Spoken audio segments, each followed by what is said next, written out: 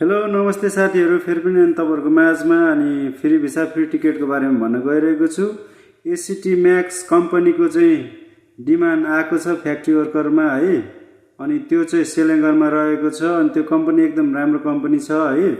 अनि त्यसमा जान चाहनुहुन्छ भने तपाईहरुले मेसेज लाइक शेयर कमेन्ट गर्नु होला, फलो पनि गर्नु होला मेरो आइडीलाई है त साथीहरू।